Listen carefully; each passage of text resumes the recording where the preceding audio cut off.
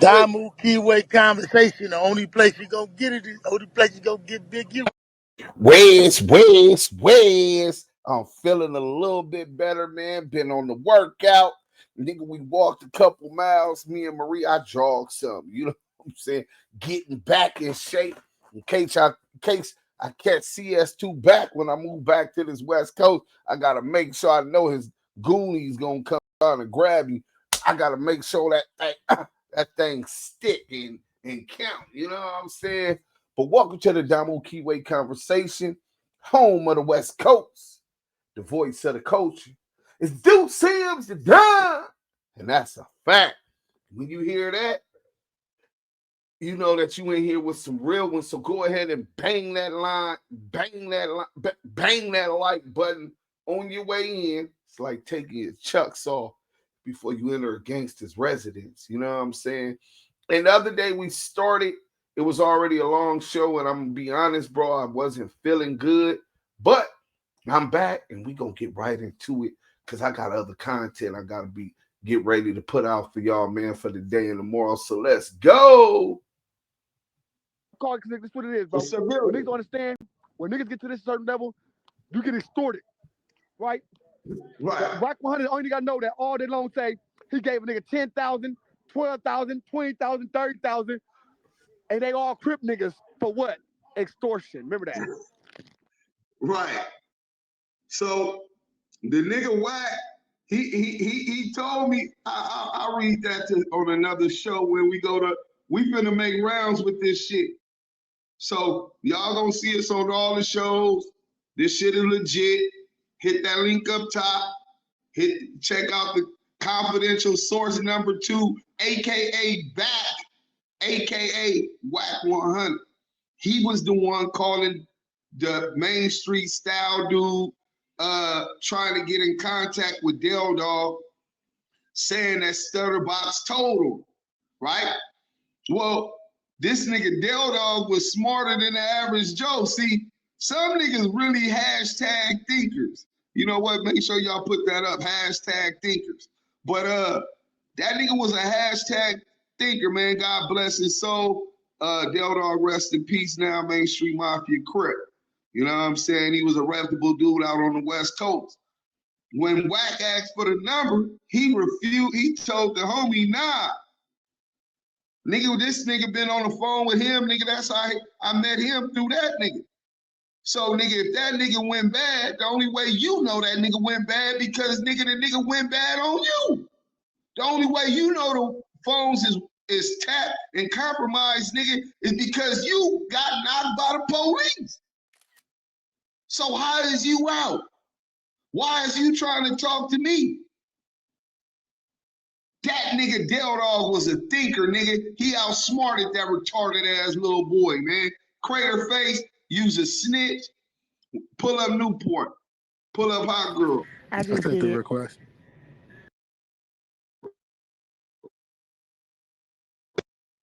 What up? What up, Hot Girl?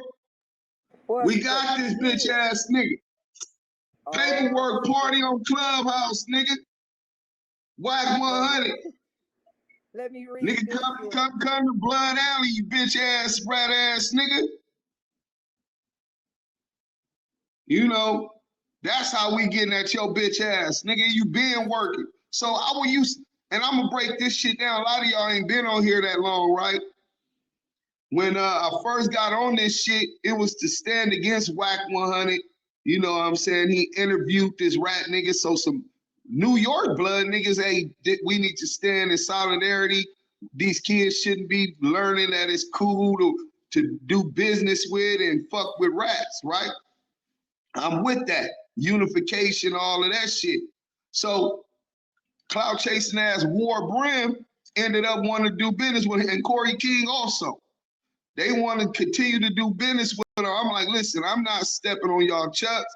I don't want to do business with that dude. I don't like how he moves. I don't know niggas from where I come from that want to hang with and chill and argue on a podcast face to face with a rat. You different. You know what I'm saying? So I'm gonna leave you where you at. I don't want no problems with you though. I just did 10 years, 8 years, nigga, 5 years, 6 months. I'm trying to stay out. Being tough and being gangster, I know where that's gonna get a nigga. You know what I'm saying? In jail or up in one of them shoe programs, right? That's where you end up, or the smooth program if you in the Fed. So I'm not trying to have no problems. I'm gonna keep it copacetic. That was my relationship with Whack 100. The bitch ass nigga ran the make on me in the 6 Duse brims. I'm originally from Fruittown brim. Nigga, I'm Lamonte on here. I didn't come on Duse M. I'm Lamonte. But he run the make on me. He run the make on me. Oh, a Duse M pass with flying colors and this and that. Like, I got a newfound respect after that. The nigga kept trying to fuck with me. Nigga, the fights, I got the pay-per-view shit. What I need him for? I'm trying to cut him out that play. So he make it seem as if nigga was trying to do business with him because y'all don't know that I'm really out here working and I got all kind of other connections. But in any event, the nigga was in Great Street business. I'm like, bro, that's a keyway. Like, unless you want to start a war, and everybody I know in the hood is trying to get to where you at to have millions to change their family lives, right? Their loved ones around.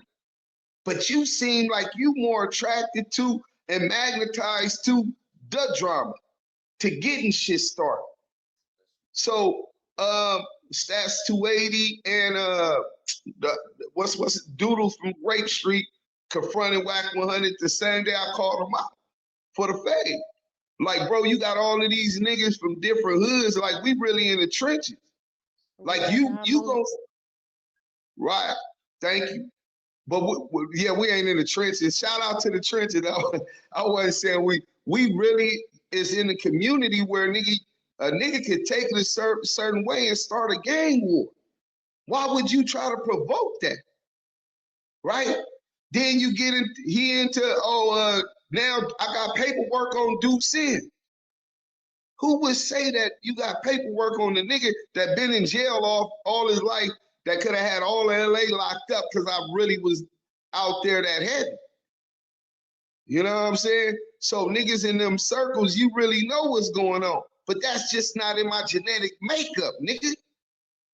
So I don't fuck with them type of niggas. That don't mean I think we should knock them all down. I don't think we should do violence. I'm not advocating none of that shit. But I don't want to fuck with you.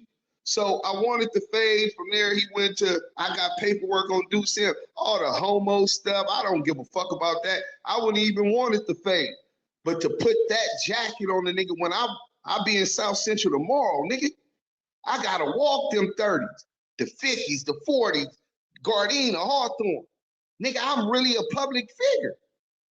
Nigga, I'm not no PC case, special need yard ass nigga. So when you did that, it wasn't no going back. I would have left your bitch ass to your trolling because you're nothing but a troll. You're not respected in your hood. Nigga, you didn't even show up to the general funeral yesterday. He didn't show up to Baby Sam's funeral. Rest in peace, Baby Sam. And he is just a troll because he has no intentions on rectifying or getting to it. You can't pop that, get to it. You bout that, like that, and all of that. And when it's time to get to it, you ain't never there. You don't show up and you duck your face, running and all of that. You's a buster. Hold on. Let me go ahead and take this off real quick, right?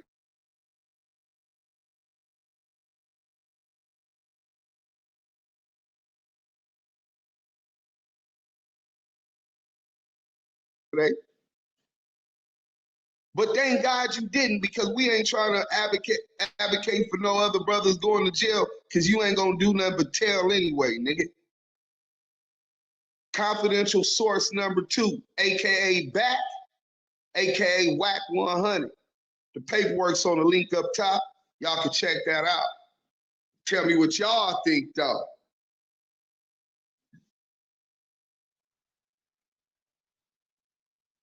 Salute to the room. What's up, everybody? Real Damu love. Salute, salute. Yeah, this real Damu love, man. We ain't trying to push hate. Even Kiwe's welcome in this motherfucker. We just keep it respect. You understand what I'm saying? So for when you get these nigga that's trying to provoke that type of shit, nigga, you ain't on the front line, so you already in violation. And why would you want to be in another hood's business? If it's a public topic, it's a public topic. But you get to spit niggas' names, their real names, and their sex, and like my nigga. But that ain't my nigga, and he ain't for our community. So for all the kids who think that it's cool to be 6'9" or whack 100 and cooperate, I equate them same type of niggas to Judas. Nigga, the William O'Neal counterintelligence program, COINTELPRO. Nigga, that's what type of nigga you looking up to. Disgrace, nigga. We Fred Hamptons around here, Jeff Forrest, Larry Hoovers. Yeah. Tookie Williams. Big Angel, Tony Lucius. Real legends, man, that really walked and lived that life without compromising their integrity. How you gonna tell your son to grow up to his full potential and stand as a man without teaching him responsibility, accountability? Nigga, you take your beat for what you did. Nigga, don't put nobody else's name in for what you did. Nigga, what kind of a father is you? That's why I stood against Whack 100 bitch ass. And if he wouldn't have did that fake ass, disrespectful ass, I got paperwork on Duse M. On my mama, I got too much to be even worried about that nigga. Too much, nigga. Lawsuits after lawsuits and all kind of shit. Nigga, we getting to the bag. Dead on.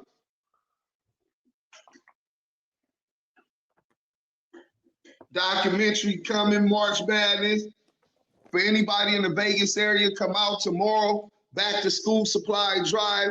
Active Chucks on September 3rd. We'll be out there all week. So pull up. If you haven't seen the paperwork, go ahead and check that thing out.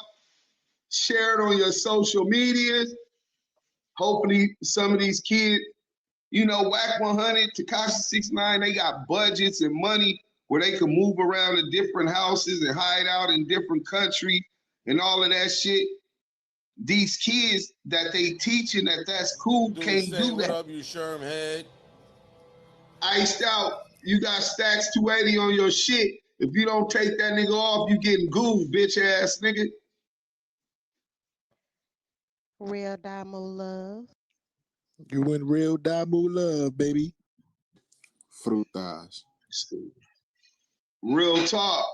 Hold up, Mama Lisa in the what you call it? Pull up Mama Lisa. Pretty good. Oh, we got her, Mama Lisa. Pretty good. Got her, Mama Lisa. I'm free and everything. Free to go, free to go. Hey, everybody. Hey, Mama Lisa. Hey, Mama Randall, what up, fool? Salute. What's up, brother? What's going on? Oh, hey, shout out to Death to the Cloud Chasers. They in the motherfucking building though. Hey, hi girl. Yo. Hey, Deuce. You done did it. That paperwork, remember to cite our source, accusations.com. That paperwork was a gift from heaven that just fell in our lap. You know what I'm saying? You said free to go. Do you want Iced Out to come upstairs? Nah, fuck, hell no. That nigga got stats 280 on his PTR. We ain't rocking that shit. Shout out PTK, bring him on. Hey, PTK been acting real weird. Y'all niggas doing some obsessive. Hey, yo, my nigga, yo, you gotta chill with that weird shit, my nigga. Y'all niggas. Nah, weird, bro, y'all following niggas around. My nigga, ain't nobody following nobody, my nigga. Y'all niggas gotta chill with that shit, my nigga. That New York shit, bro, for real. Y'all gotta Hey, stand y'all, but I got something to say though, real fast. That shit awkward, bro. You making niggas one mic on hot girl, one mic on hot. Wait, let me put my big mic on. Hold up here. You got the big mic? Now let's motherfucking go. Now I got one thing to say today. Everybody, welcome to Real Damu Love. if you haven't followed the house, scroll up there to the top. Y'all see the greenhouse at the top, the little Monopoly house where it say Real Damu Love. Tag that house. Tap that thing. When you tap the house, join. If you haven't done so already, join the club. Now, everybody go down to the bottom and share the room. I see what is on right now. Everybody in here is allowed to share the room 3 times for show. If y'all looking at insights, I definitely do it every time. So share the room. Even the dog saying share the room. Hit that share sign. Share the room. Come on, y'all. Join in. Yep, thank y'all. We joining the motherfucking club and we sharing the motherfucking room and we getting back to the good conversation and the topics that we having right now. Chat lives matter. Y'all know I'm gonna be over there because I'm on break right now and it's lit time. My dogs have had they puppuccinos. I got my blunts. So let's get it. Let's go. Motherfucking Rat 100 back. All right. The paperwork has surfaced. Click the link at the top. activechucks.com. Y'all see it right there at the top in the link. Click the link, read up, and let us know what you think. Turn up, let's get it, let's go. That's all I have to say. Am I loud? Can y'all hear me? Yeah, we can hear you. That's what I'm talking about. I got a big mic, man. I got my big mic. Thank you, Money. You welcome. Y'all got me fucked up. We ping up. Everybody hit that plus sign. Well, y'all know it ain't a plus sign no more. So hit the little share sign inside of there. Click on invite people. Some people don't know how to ping up. Click on invite people inside the share little box and just invite your whole network in here. Let them know we got comment. We got what it's called. We got motherfucking content and we got motherfucking receipts. The receipts is in the motherfucking title. Let's get it. Let's go. They in the link. If you don't believe, click it yourself, read it yourself, and let's get it. Let's go. But invite your peoples, invite your folks. Whoever don't believe, let them know. Pull up and get the receipts they damn self. So let's get it. Let's go. Hey, LF. Don't get quiet now, nigga. Huh? Don't get quiet now, nigga. Oh, no, I was listening, man. I was listening. Wait. Did you get a chance to read, though? I would rather you read than listen to me. Don't believe me. I was doing both. I was listening and reading at the same time, man. Yeah, bro, the nigga been working all along, bro. He trying to pull niggas into some bullshit, bro. All of that shit niggas going to, remember, we like, why would he lie on the big homie and say the big homie went to his studio and he got it on camera? Well, show us the camera. Nigga, the big homie wasn't out there. That nigga trying to get a big homie a case, bro. Why you think Messi Marv got off social media, homie? So shout out to the big homie Messi Marv. Fuck that, huh? And the real Pacoima Paru, rest in peace, baby Sam the General. You know what I'm saying? Niggas buried him yesterday, and just out of the blue, nigga, the paperwork come out. That was a gift from heaven. You know what I'm saying? So motherfuckers don't be fooled. Hopefully these kids that's in this community don't get their head knocked off, thinking that this is acceptable. Shit, even after Judas betrayed Jesus, the disciples stoned his ass.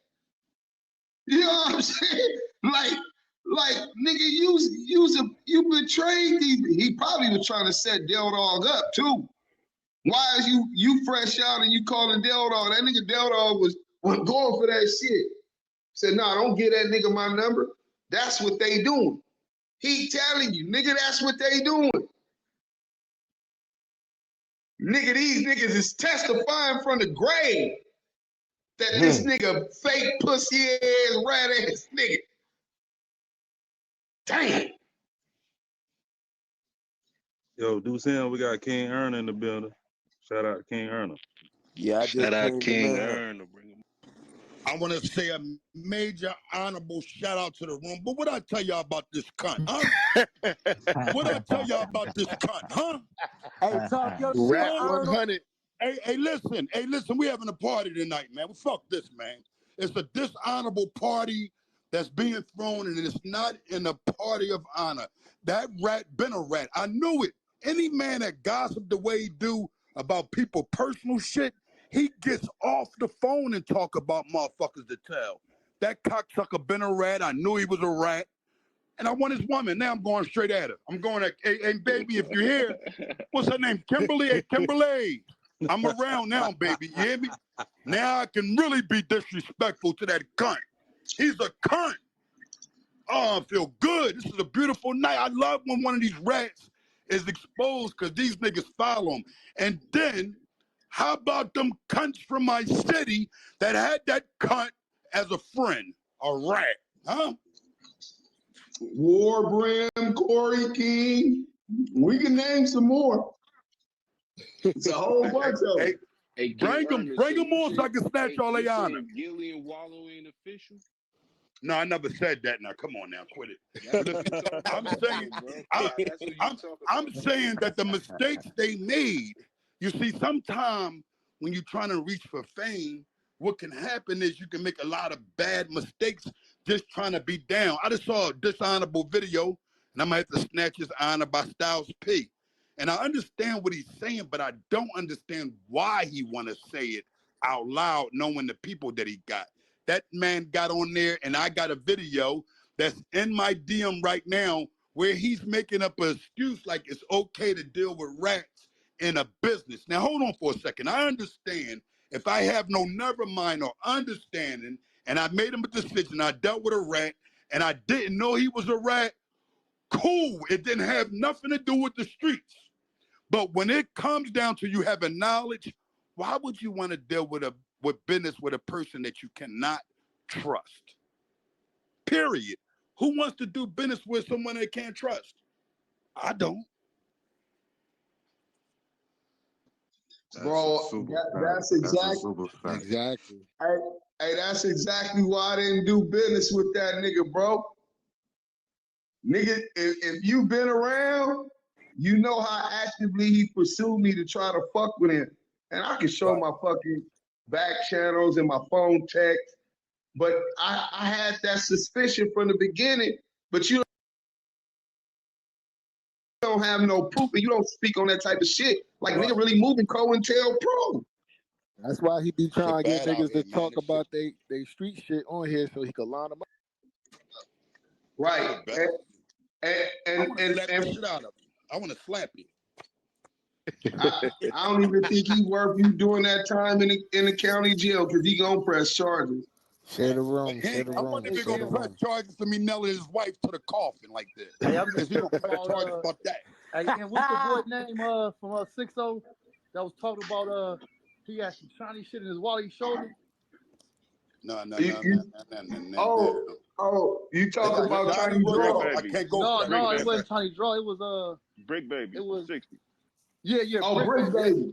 Yeah, he said when he seen him in the parking lot, he showed him like his wallet, but he said he seen some shiny shit. So now I'm thinking, was that a badge or something? What the fuck was the shiny? Hey, Lil Stretch. Yo, hey, listen, man. Lil Stretch came out. He in the transmissions or whatever, right? That's his business. You know what I'm saying? He getting put off the hood, all of that, whatever. That's his business, right? But we've been trying to find the video footage when Brick Ben said that when he jumped out the car that he showed a badge, bro. This is at the Novo, that when Wack 100 jumped out the car, he showed the badge. And then years later, Wack 100 slipped and showed that badge, bro. Brick one line. Brick knew this nigga was the police. Let's go. Funny shit, man. Right. Well, I ain't even really worried about that, but for all y'all niggas spoke up on New York rats, niggas spoke up on our rats, nigga, you need to expose all them motherfuckers. I'm not saying that y'all need to go knock them down. I'm not saying y'all need to beat them up, slice their face. I'm not telling you to do none of that. But I believe that the people who are in the streets need to know that this nigga's perpetrating a fraud. He's not what he claimed to be, and that he's going to cooperate with them people when the heat come down. So if you choose to and your morals don't prevent you from wanting to deal with somebody like he said that you can't trust, then you need then you need to be exposed if you rap. Everybody needs to be like, don't come later and be like, man, I remember they exposed the paperwork, but man, shit, he didn't tell on me. When he ain't got the chance yet, go fuck with that nigga. Give him the opportunity. Hey, listen, I want him to book me in and cuff and stuff me for nailing his wife to the cross. You hear me? Because I'm going to get her because, see, I wasn't going all the way there. I wasn't even putting his business out there, but she honors me, man. Me and my brother, Honorable Ghost, we didn't talk a million times. She loves me, man. I got receipts to show it, but I ain't into exposing women. I'm going to take her from him.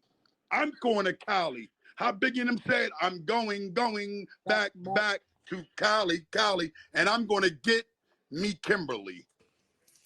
Yeah, let's share the room. Let's share the room. Let's share the room. I seen them receipts with Share my the own room. eyes.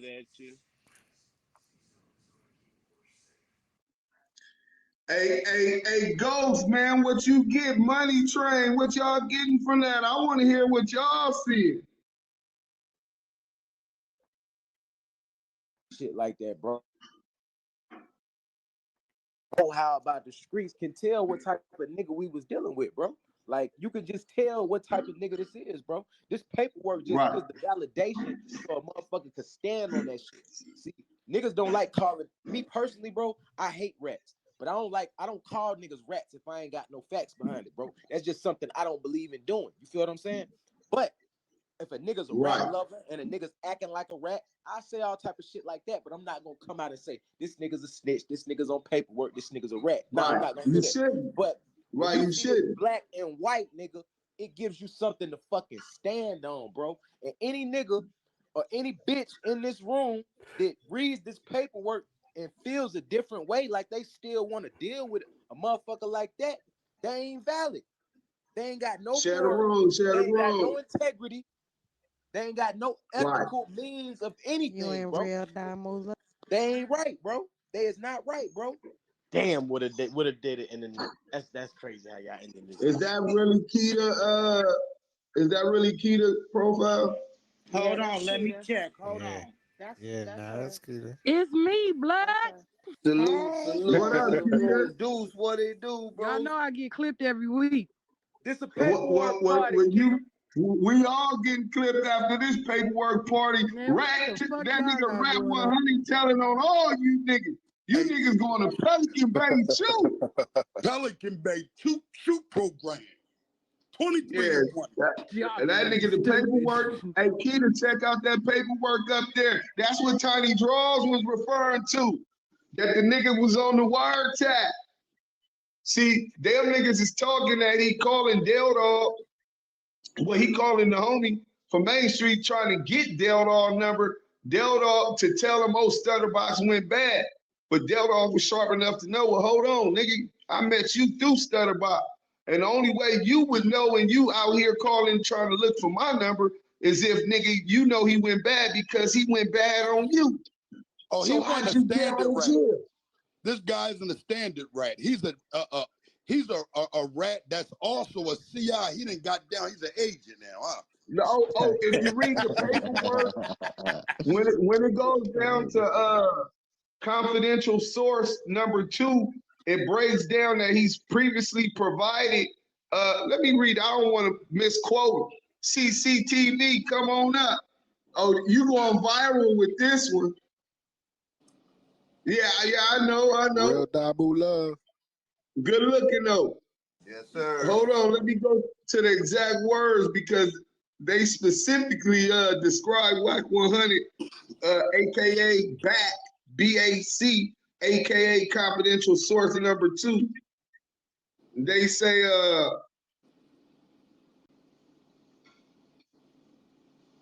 confidential source number 2 has provided reliable historical information concerning the Main Street Mafia Crip organization. So probably some of them dudes that went to the pen on Dell Dog case, he probably got out on them niggas too, because they specifically said information on the Main Street. Remember he said, I saved them niggas. All them niggas went home. Nigga Wack was claiming he freed them niggas. And that nigga, and StuddaBox like, nigga, you ain't saved none of the homies. Dell Dog went to the pig. That cocksucker, listen, man, I ain't gonna lie, I didn't roll me something up, y'all, and I try to tell the truth to the youngins, man. I rarely smoke, but I didn't lit me up some honorable gumbo, you hear me? And I actually got it from over in New York, lynch mob gumbo. But listen to me, I'm gonna give y'all the understanding that this guy right here, he has been an individual working for these people for ages. The paperwork is just the icing on the cake. I know something that his woman gave me about him, but I'm not going to drop it because I don't think she would be, think it was honorable. But I'm going to tell you this. He's not just a rat lover. He's not just a rat, but he loved boys too. You hear me? Hey, yeah. Uh-oh. He's a boy Hello? lover. Hey, you. Wake Hello? it up. That nigga like Kimberly says he likes the dildos. He like that pussy. Let's talk about it. Well, I don't really want to picture that, but yeah, I definitely think he got a little sugar in his tank. But we ain't even really concerned about his sexual preferences. We more so concerned about his lack of morals and all this other fuck shit he out here doing and trying to portray like at being almost 50 years old on the app talking about on Paru all day arguing with motherfuckers in other people's business, just dry snitching on motherfuckers. Like all of that shit is normal or acceptable. Didn't he say Jim Jones was a rat because he was on a wiretap? He never. Hey, that ain't that what he said about Jim Jones? Exactly. But he been a confidential informant, right? So now I don't worry about that Texas case. Remember, he said he got caught in Texas, right next to Oklahoma, after his brother got killed with a trunk full of guns and all 800 rounds of ammunition, and he didn't do no time. Listen, now I know that cocksucker was a rat. Go ahead, my bad, brother. I apologize, man. I'm in my glory right now. Man, do your shit, man. Do your shit. I'm in my glory right now, man. I'm feeling great because everything. Now, a lot of these guys, they not really from the streets. So when you get guys like us individuals here, goes, the brother that's talking, and brothers that's really been in the streets, Chuck, guys that really been in the mix. When it's guys like us was in the mix and we can hear individual talk, we can stop them from manipulating the internet. Although I want to say this to the internet did not ride with him 1,000%. They did not. A lot of people been dislike this guy. But when you see a guy treats his wife the way he does, you know what kind of guy he is. And when I say the way he treats her, he doesn't really care to acknowledge her. I think you just really got a thing for Kim, man. Look, man. I love it. No. Hey, go. Real quick. Because I didn't give it to one brother, but she has the thing for me too. That's a fact. Shout out CCTV. Shout out CCTV. Shout out Big Chuck, Death of the Cloud Chasers. The CCTV hits in the chat. He said that Tiny Draws called Whack 100 back because that's what it says in the paperwork. That's the alias of confidential informant number 2. Confidential informant number 2 is Back, B-A-C-K, and also Whack 100, as in Cash Jones. He was the one who was trying to get in contact with Dell Dog. The reason he's trying to get in contact with Dell Dog, he already told us the police raided him. They took him to questioning. Well, he went to questioning. He says with his lawyer to the 64th floor or 54th floor of the federal building.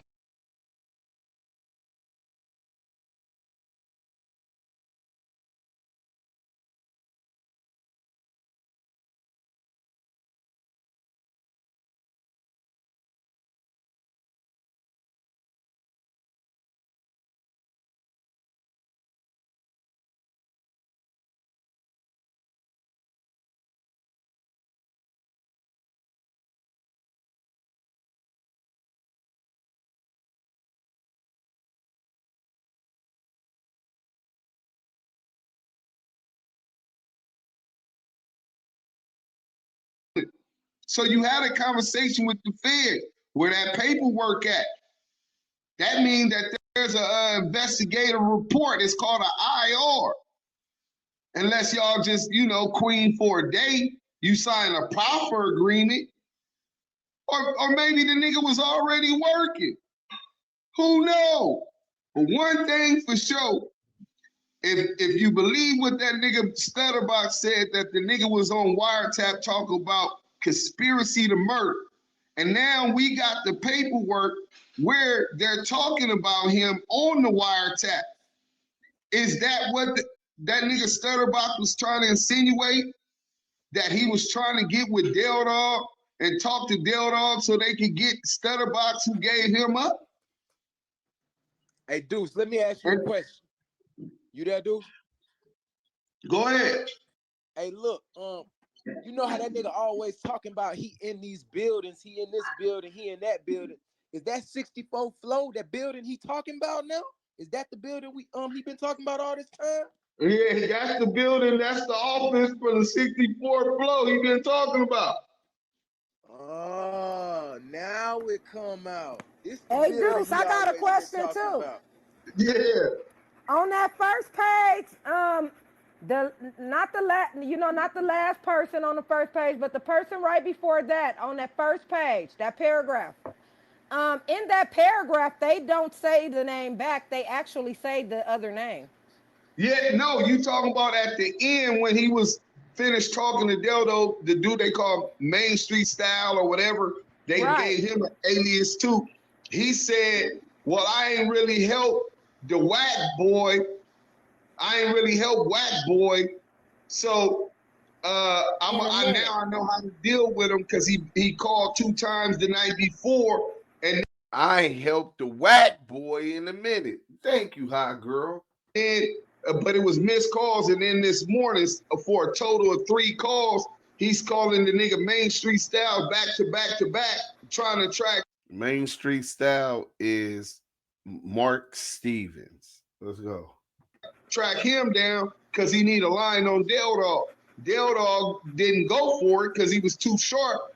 And then once old boy was like, well, how do I handle it? All right, I'm gonna handle it like this. And he said, because I ain't helped the whack boy, blase blah. So that I ain't helped whack boy, not the whack boy. And that's where they revealed. And that's where it revealed that was him. But we got Greg Caden and even Wack admitting that he called what you call it. So now I want to take y'all so that y'all remember this. When we first ran this paperwork on Clubhouse, Wack 100 did not deny, or he went and brought Greg Caden and Reggie Wright Jr. to Clubhouse like within 10 minutes, right? Now, I want y'all to remember this too. There's 2 sides of the investigation. The Main Street Mafia Crip, Deja 34 part, and then there's the Death Row, Suge Knight, Biggie Smalls murder part. Let's get into it. He said they had 2 sides. They had the Suge Knight side and they had the Main Street Crip side. Right? Mr. Jones was a target on the Suge Knight side. This paperwork is... He said he was a target on the Main Street, on the Suge Knight side. But listen, he never denies the paperwork. All Main Street Crips. Everybody talked to in this paperwork is the Main Street Crips. Everybody talked to in this paperwork was Main Street Crips. Well, that's a damn lie. And there's 2 sides of it. So everybody talked to from the Main Street investigation was and the Deja 34 was Main Street Crip. Is Shaq a Main Street Crip? Is Mark Stevens a Main Street Crip? Is Ray J a Main Street Crip? And you ain't gotta believe me, you know what I'm saying, that they talked to him, you know what I'm saying? I'm quite sure they wouldn't deny that they talked to him, you know what I'm saying? In fact, I think that y'all could ask CS2 Back himself. Can he get his artist Ray J to say whether or not this statement was his? I mean, that's pretty easy. He brought him on Clubhouse before. Why don't you bring Ray J and ask him, is one of the pages of the 14 pages interview where he talked to the sheriff detectives, Paul Fournier and Detective Michael Koch. I mean, listen, you saying the paperwork is fake. We can clear this up right now.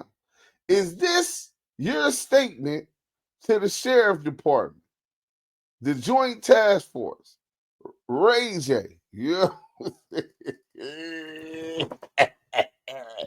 See, the truth cannot run, a lie cannot outrun the truth, man. You know what I'm saying?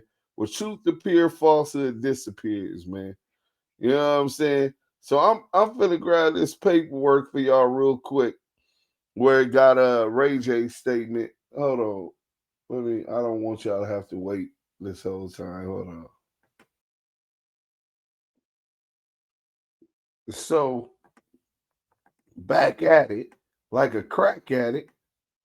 So he says that this is where Wack is blatantly lying to y'all, saying that there's two sides of the case, the Death Row Suge Knight side, and then the Main Street case. And he said he had nothing to do with the Main Street case, even though he quarterback engineered it, put Mark Stevens with Greg Cadence, etc., with the favor that they owed him. All of the things that we've been showing that he had involvement with. He said he has nothing to do with that.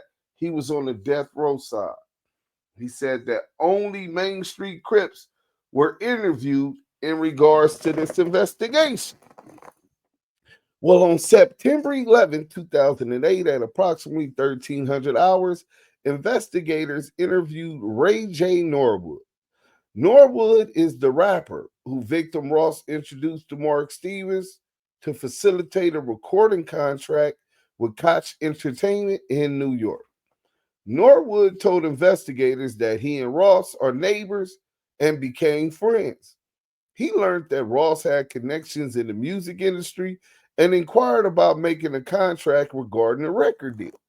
Ross introduced Norwood to Mark Stevens, the co-owner of Deja 34 record label based in Atlanta, Georgia. In November 2007, Ross traveled with Norwood to New York to meet with Mark Stevens at Koch Entertainment. Stevens made it clear that Ross would receive his fair cut, a percentage from sales, if Norwood was to sign with Koch Entertainment. After weeks passed, Ross learned that he would not be compensated for his involvement in the signing of Norwood. Koch Entertainment became impatient and threatened to call the deal off. Ross, StuddaBox, told Norwood, Ray J, to go ahead and sign the contract and that he would deal with his own issues with Stevens. It was Norwood's belief that Ross was not treated fairly and should have been compensated for his role in the project, especially after Stevens told him he would be compensated. Norwood told investigators that he acknowledged Ross on his latest album covered by writing, Box. Thanks for putting this whole deal together. So, Wack is lying to y'all. This is evidence right here that he's lying. Oh, we got more paperwork. Mark Stevens ain't from Main Street. They talked to him. Shaq ain't from Main Street. They talked to him. So, now what we're going to get into is the fact that there were actual crimes committed, right? Let's get to this. Extortion, attempt against Shaq that Whack 100 was pulled into by StuddaBox. This is the title, an attempted extortion, but Whack wasn't arrested. Y'all believe that? Tell me in the comments. I always wondered about this. Your connection. What's the story with behind Whack 100, aka Cash Jones, Shaq, StuddaBox, and yourself? Well, I only know, all of those guys through the investigation. I know of all of them because of this ongoing investigation. It took, 3.5 years. So StuddaBox was the beginning of it, right? He came. So Cash Jones has nothing to do with the Main Street's case, but StuddaBox is the beginning of the investigation. Let's go. Forward, because he had been, prior to me meeting with StuddaBox, us meeting with StuddaBox, me and Darren Dupree,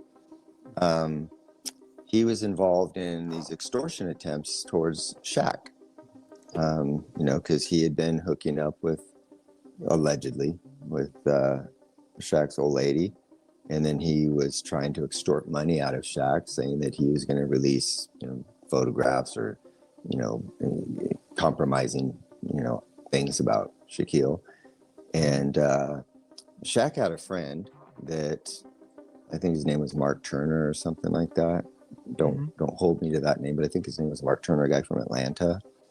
And that guy, Mark knew Stevens, the shot caller, the head guy for the gang that StuddaBox was associating with, which was the Main Street Crips. And his name was Dell Dog. And so, Shaq's like, man, this clown's trying to extort money from me, blah, blah, blah. He tells Mark. Well, Mark reaches out to Dell Dog and says, man, you gotta square your guy away. Can you deal with StuddaBox? Tell him to knock this shit off.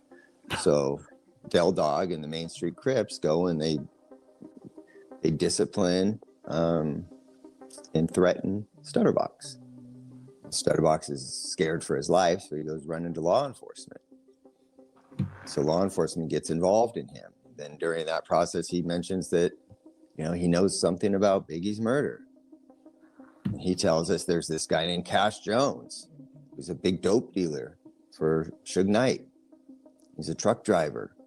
So we're like, oh shit, okay, well, that's interesting. If we can get some leverage like that on Suge, like a Keefy D thing, right? And so we go and start investigating Cash Jones, and we spend months, and it becomes very, very clear he's not doing anything other than working his ass off, pushing his truck, trying to get some magazine off the ground, and he's just hustling. He's certainly not dealing any dope. And so we realize that StuddaBox is just feeding us this bullshit. In fact, StuddaBox goes so far as to tell us, hey man, this dude's house is loaded with weapons. It's like Beirut in there, it's they said that StuddaBox told them that Wax House was like Beirut in there. I was providing guns to the Crips. Remember that? We're gonna play that. So the feds made sure they tricked Wack out the house before they raided it because they were afraid that it would have been a shootout. He had so much artillery in there. They found guns, and Wack was still not charged. This is nasty work. He's got all kinds of illegal weapons. So we do a search warrant at the house. Of course, don't come up with shit. Wow. And so eventually we, contact Cash Jones and Wack. He said they didn't come up with shit. Greg Caden is on here lying.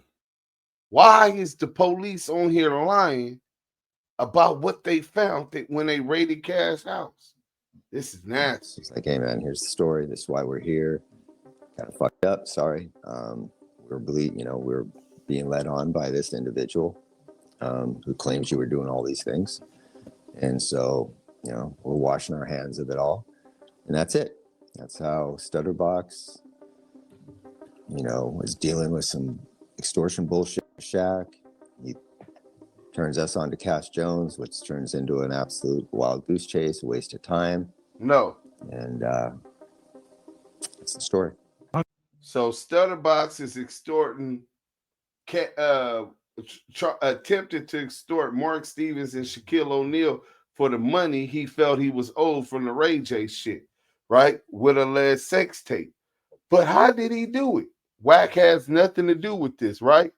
Well, I'm gonna read y'all the work after this. Let's go. How does the relationship end with StuddaBox and Shaq? Or how does that resolve? It doesn't go anywhere. There's nothing there. It's just a bunch of, if you know, StuddaBox is a really interesting character. He may be one of the worst people that I've ever come across insofar as how devious he is. I wish we'd have known all of this, in the beginning, but it's things that we learned in hindsight. So, that thing was never going to go anywhere. He was hoping that Shaq would ship him off some money and make the whole thing go away. But Shaq was like, nah, I'm not going to get extorted by this fucking clown. Right. Wow. That was a great story, though. Yeah. It was interesting. Yeah, because I was wondering how did that fit? Because I know I saw it in one of the episodes of Unsolved. You went on. His character was pulled up in a Rolls Royce and everything. So exactly the way it was. He was driving one of the very first day we met him at a Starbucks up in West Hollywood. Mm-hmm. He pulls up in a Phantom Rolls Royce, and so living in a really nice house and wearing all kinds of bling. So it's a really interesting thing. But he gets it all through, criminal misconduct. Right. So, remember Wack was talking about how he was trying to get StuddaBox during this investigation to unalive Dell Dog, how he was kicking him in the shin, telling him to do it. And StuddaBox was like, nah, the hood needs Dell Dog. I can't do it and all of that stuff, right? And then remember, Wack 100 was talking about he the one that he said Dell Dog didn't like him because he knew he was the one keeping Box right. He was the one providing Box with guns. He was supplying Crips with guns. Remember? Let's get to this. We're going to make it all make sense for y'all, man. Wait. Hey, So no, listen. Answer this question. No, I'm gonna get out. Hey, listen. Answer I'm this gonna question. make this announcement right here. We I'm need gonna answers. Get out the way. We when need it hits, answers. Don't go to Highland. What? Bro. No, nigga. I'm going to get out of the way. I'm standing on what I say. Man, do what he want to do. You giving guns to niggas, right? What's up with that? The Crips. That Crips kill. What generation? What generation? They know who they is. So you giving Kiwe's guns? Always, yeah, nigga. What? This whole neighborhood I didn't get that with. And what? So what that mean? Knock down your own con? I'm saying that's weird. What happened? What happened? My own kind. Yeah, what happened at the House of Blues? They was going at their own, my nigga. They was going at their own, my nigga. So he said he was giving guns to kill so that they could kill each other. Sounds like some real COINTELPRO shit, right?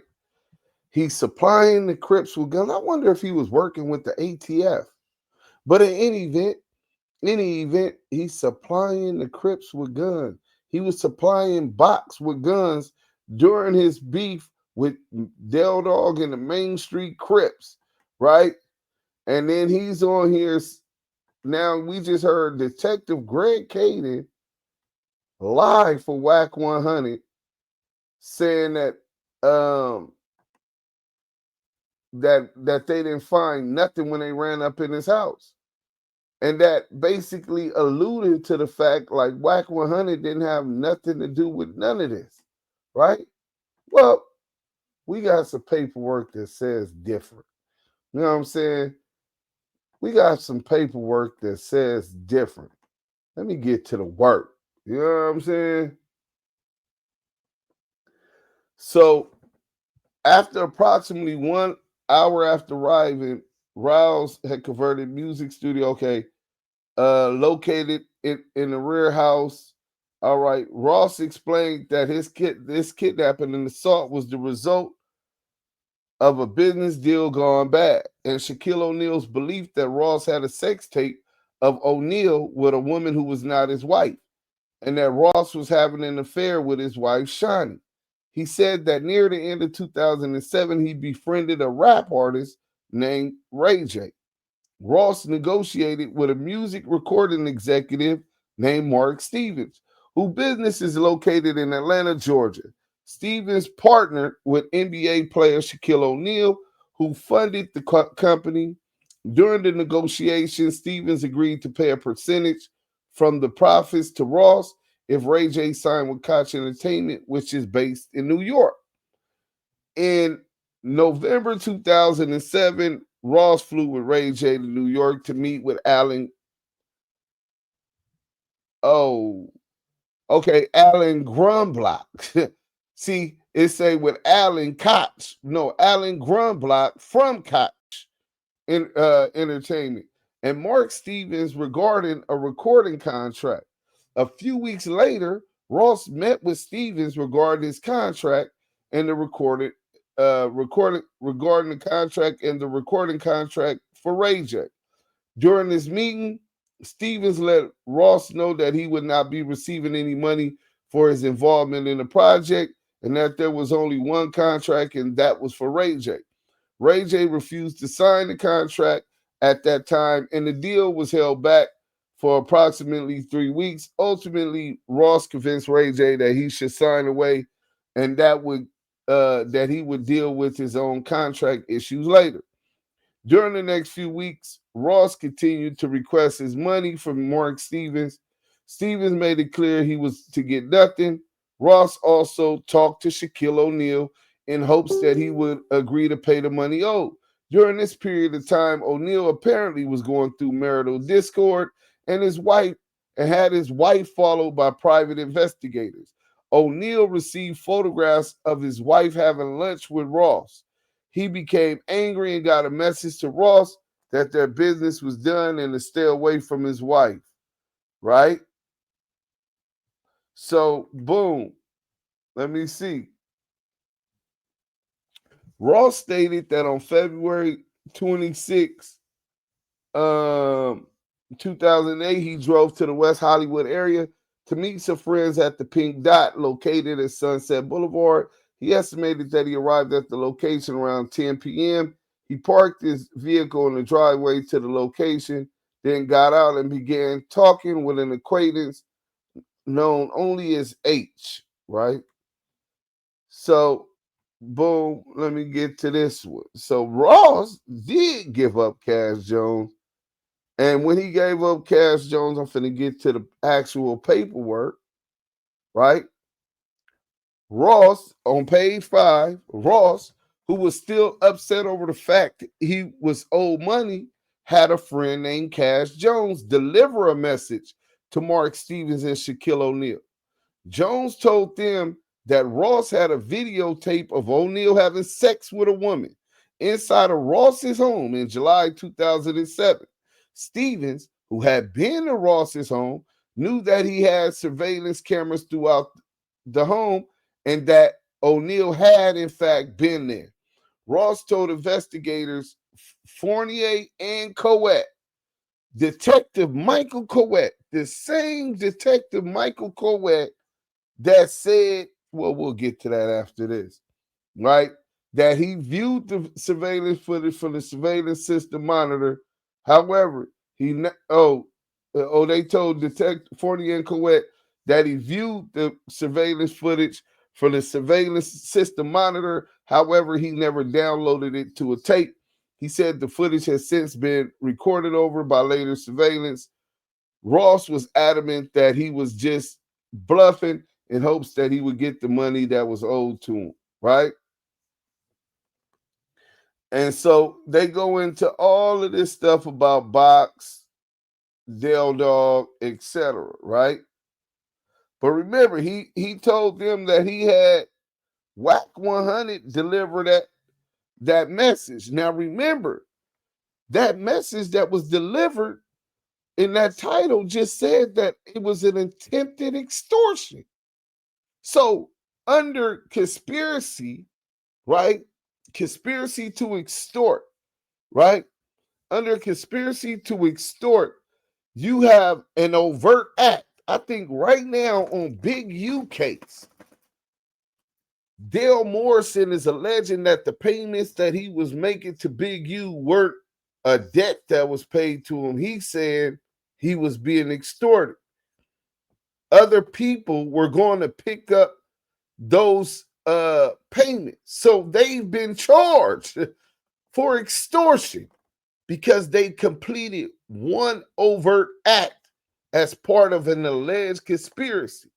So during the same period of time, O'Neal and Stevens felt Ross this is Mark Stevens implicating Whack 100, right? So first, Robert Ross said, I sent them to do the extortion. I sent Whack to do the extortion, right? O'Neal and Stevens felt Ross was causing too much bad publicity for them because he had been arrested for possession of firearm and was dropping O'Neal's name to police when stopped for a traffic violation. O'Neal and Stevens therefore made the decision to sever all ties with Ross.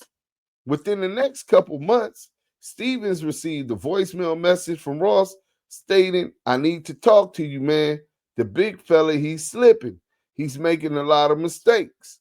Soon after, Stevens received a call from Cash Jones. Jones told him that Ross had the videotape of Shaquille O'Neal having sex with a woman, not his wife, at Ross's home, and that Ross could take the tape to TMZ and get a lot of money. I got the tape. You know what I'm saying?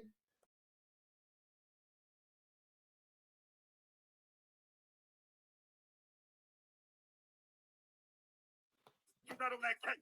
You know I'm the one that got told on. Put right? that on Pyru. On That Pyru, didn't make I ain't on statements. none of them cases. Put that on Pyru to make statements. So, man, put that on Pyru. But Put answer that on that, though, the Pyru. StuddaBox just That's called gonna be my another phone. story we gonna talk about Hey, later. what StuddaBox got to do with something? I'm talking about that paperwork, nigga. You know exactly what I'm talking about. You saying I'm on paperwork? Bro, am I lying? Put that on Are Pyru. you You saying not. wax on paperwork? Put that on Pyru. You Put not. that on 6-0 wax On 6 paperwork. Crip, nigga. You on paperwork. on 6-0 Crip, nigga, you on paperwork. That's what happened. We finna get into this other thing real quick. And then to give y'all a better example of the story, then I'm gonna take y'all out. Let's get into this, man.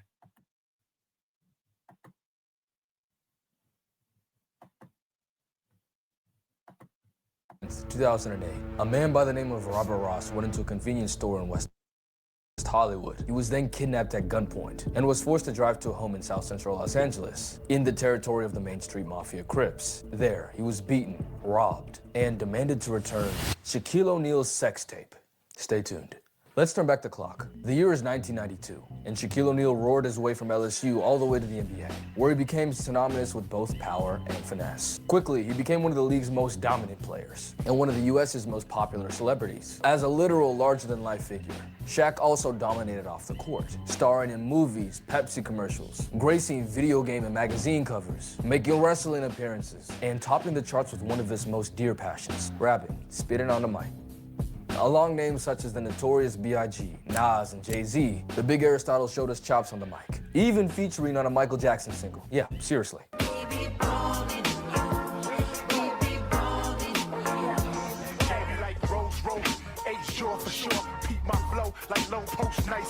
Of course, Shaq doesn't get a King of Pop or Jay-Z feature by just dunking a basketball. He was actually an adept rapper for his time period, and although he already had millions of dollars, worldwide fame, and basically anything that he wanted more. He called himself a Renaissance man. And hey, he was Shaquille O'Neal, man. Whatever he wanted, he got. No diddy. So it's a year later now. Fresh off a Rookie of the Year campaign, Shaq founded his own record label called Twism Records, with Twism standing for The World Is Mine.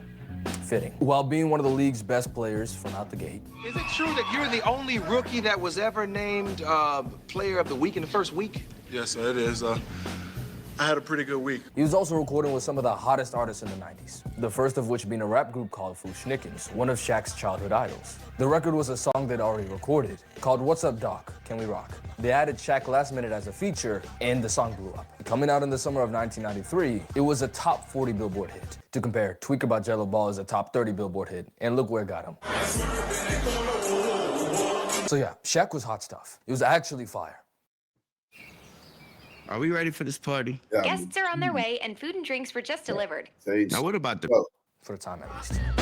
What's up, Doc? I'm the hooper, hyper, protected by Viper. When I'm out the hooping, yo, you better decipher. That single showed that Shaq could hold his own in the booth, and many more records followed. What's Up Doc became the lead single of Shaq's first project, called Shaq Diesel, which went platinum, selling over 1 million copies. Buoyed by this massive success, Jive Records, the label that put Fu-Schnickens and Shaq together in the first place, offered him a 3-album, $10 million deal. Agent called and he said, bro, you're not gonna believe this.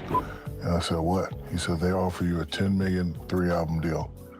And I was like, I gotta take it. The next album he dropped was called Shaq Food, The Return, where the first song was No Hook, featuring RZA and Method Man. The Shaq attack has risen. Roll call 3 p.m. This is Twism. Always and forever. The album went gold, selling about 500,000 copies. After this, Shaq left Jive Records and partnered with Interscope, where in 1996 he dropped the best album from any athlete ever, You Can't Stop the Rain, featuring the Notorious B.I.G., Jay-Z, Nas, and Rakim. For my younger audience, that's like Jello dropping a project with Drake, NBA Youngboy, Lil Uzi, and damn, Cardi. Shaq was stamped in the music game. Just a few months prior, Shaq made the bombshell announcement that he'd be signing a 7-year, $121 million deal with the Los Angeles Lakers. From there, he became the legend that we all know. On the music side, he commemorated his move with the track Straight playing.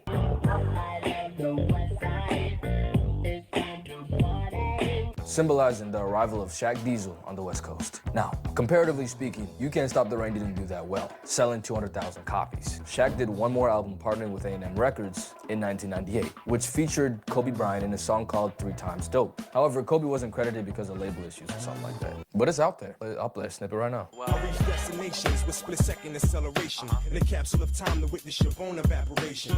When Phil Jackson came into the picture, Shaq let rapping take a back seat. And during the three-peat run in LA, he didn't release anything, recording one album called Shaquille O'Neal Presents the Super Friends Volume 1, which never released. He dropped one last track called Drop Another Day Number 34, which started a beef with a rapper called Mad Skills. And after that, he never dropped a full rap project again. The year is now 2004, and the Los Angeles Lakers are losing their groove. They lost their first NBA Finals in the Kobe and Shaq era, and while their status was nothing but solidified, Shaq's time in LA was almost up. Around this time, Shaq created a new label with his cousin Money Mark Stevens, a shrewd businessman who he regularly consulted with while he had Twism Records, which went under in 2001. This time, Shaq was looking to be the executive rather than the talent, and was looking for artists to partner with for his label. Now, enter Robert Ross, aka StuddaBox, due to his penchant for stuttering when he gets nervous or excited. He met Shaquille O'Neal at a party in LA in around 2003, and they became good friends. StuddaBox happened to know a lot of people around the music scene in LA. Shaq's new label, looking for new artists, commissioned StuddaBox to go and find new people for him, and he followed through, plus interest it seems. Enough to where Shaq shouted him out in a 2006 remix of his song with a Notorious B.I.G. That's not all he shouted out though. In fact, he had a lot of guys in a set to rap. Man, Money Marcus Bullet, cousin Kenny is my cat, man. Dog and Box got my back, man. K Slade, Corey Guns, Main Street, Lil Shaq, man. So, who are these guys? And what's Main Street? Well, see, Robert Ross was affiliated with the Main Street Mafia Crips of South Central LA. This is where stuff gets sticky. While I've lived in South Central LA before, I have not had a singular gang interaction. Like, the closest I got, I went to a basketball court alone on the weekend, broad daylight. It's the middle of the day on a weekend, and there's no kids, no one around. I'm wondering what's going on. I see some gang tags, I put it together, and I get up out of there, I turn on the jets. I am not about that life. So I brought in someone who is. Lamonte Duse M Sims is an OG coming from the Fruittown Brims, a set of the Bloods in West South Central. He's worked with guys like YG and Ty Dolla $ign before, and featured on the viral Brim anthem, Hit Your Brimmin'. He's also the owner of the media outlet Active Chucks, where he's interviewed major LA players like Suge Knight, as well as our main men Robert Ross and Money Mark Stevens. StuddaBox is the nexus to this whole investigation. In late 2007, Ross formed a relationship with his neighbor Ray J, and was able to bring him onto Shaq and Mark Stevens' label, with the help of Death Row affiliate Cash Jones, aka Whack 100. That'll be important later. During the initial negotiations, Robert Ross and Mark Stevens agreed that Ross would make a percentage of royalties based off of whatever music that Ray J and the label put out together. together. But when they met in New York a few weeks later to finalize the deal, Mark Stevens balked. He gave Ross a $20,000 finder's fee and refused to pay him any royalties. Now, mind you, Robert Ross is a real fancy, flashy dude. He's driving around Los Angeles at this point in Rolls Royces and Phantoms. He's really heavily and wealthy man.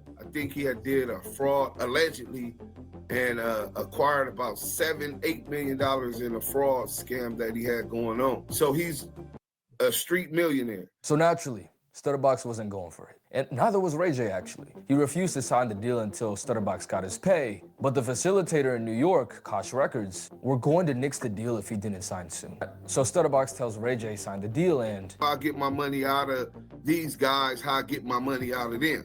The project ended up being a commercial success, topping the charts of Billboard Hip Hop and R&B. The main single was Sexy Can I, which actually had Shaq in the background of the music video. Is it true that Shaq invested in your music career? Yeah. Harold has metastatic prostate cancer, but like you, Harold has stuff to do. He takes new He gave us, I think, 1.5 million for Sexy Can I. Wow. Money Mark, Whack 100, we had another partner, and then Shaq.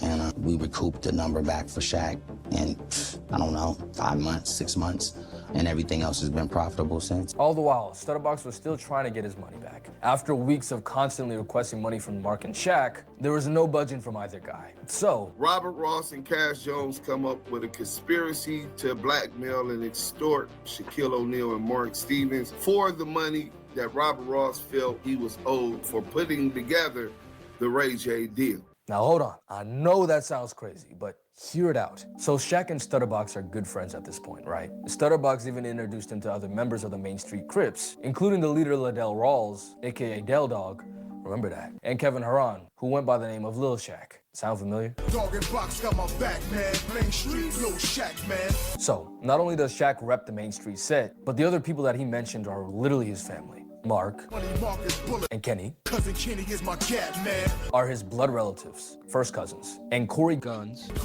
is his godson. But who gets the screen time? Not Kenny or Corey, but StuddaBox. But him and Shaq was tight, and Shaquille O'Neal, prior to the deal, hung out with him, partied with him, even went to his house where Robert Ross leaves. Shaquille O'Neal had invited his female friend there, had sex with her there, and it was security cam footage when Robert Ross came home where he sees, oh man, he boom, boom, the broad on my couch, you know what I'm saying? Shoved his hands all in her ass and all of this stuff. So yeah, StuddaBox, Robert Ross, came home to a security cam footage and saw Shaq. Yeah. So anyway, that's leverage. This happened around July 2007, before Shaquille divorced his wife, Shawnee. That's infidelity from a global superstar in the 2000s. TMZ would literally be slobbering. TMZ was going to slobber all over that. So through Cash Jones, Whack 100, Ross claimed to have recorded and saved the footage, and insinuated that he could sell it to TMZ and make a lot of money. Additionally, get this. Now, Robert Ross, another story plot. So Whack and Robert Ross attempted to extort Shaquille O'Neal and Money Mark Stevens. And these aren't my words. Hold on. Let's shut this down real quick, right? Let's stop sharing. We could go right back to that. We can go right back to that. I want y'all to see Detective Greg Cadence from the video that I showed y'all, the extortion attempt against Shaq that Whack 100 was pulled into by StuddaBox. Do y'all see the title? This is Detective Greg Cadence. Why Cash Jones wasn't arrested when they had him dead to rights. StuddaBox snitched on him and said that he sent them. Mark Stevens verified and validated that's who brought the message. That's extortion, bro. They let the extortion go because now he's extorting for them. Let's get back to the content, man. This is nasty work. CS2 Back. Let's go. twist, seeing that Shaquille O'Neal and Shawnee O'Neal were having a rocky relationship. As the story goes, he allegedly played into be a counselor, and it is rumored began to have sex with Shawnee O'Neal. I don't know if that's true or not. Like I said, Robert Ross lies about a lot, but it's been consistent. Even a lot of the police officers in their reports were citing that this allegation might have possibly been true. Shaquille O'Neal hired a private investigator to follow his ex-wife. She follows his ex-wife and brings back footage of Robert Ross and Shawnee O'Neal having brunch together out in, they met halfway and met in Texas or somewhere down south back east. During this time, apparently Robert Ross told Shawnee O'Neal about the sex tape and even offered to sell it to her. She also said she didn't believe there was a sex tape because he was a liar and he never slept with her. I started that site in 2008 when I quit my job as a lawyer to travel the world. So anyways, regardless of all of what happened previously, I think we can all agree here that Robert Ross is moving hella shiesty. I mean, he did say he was gonna get it back his way. I mean, he's a street millionaire. What do you expect? But here's where he messed up. He messed with Shaq Diesel. And no, guys, one thing Shaq didn't play about back then was leaks. During Kobe Bryant's deposition in his 2004 Colorado case, he name-dropped Shaq to the people who were interviewing him, claiming that Shaq would not pay his woman to say anything, and that he's already paid up to $1 million for stuff like this. Now, listen, I'm not gonna choose a side for you guys, but the alleged victim, 3 days before she charged Kobe, bragged about being with him to 5 people. She'd apparently tried to get with Eminem, and her friend described her as having a celebrity addiction.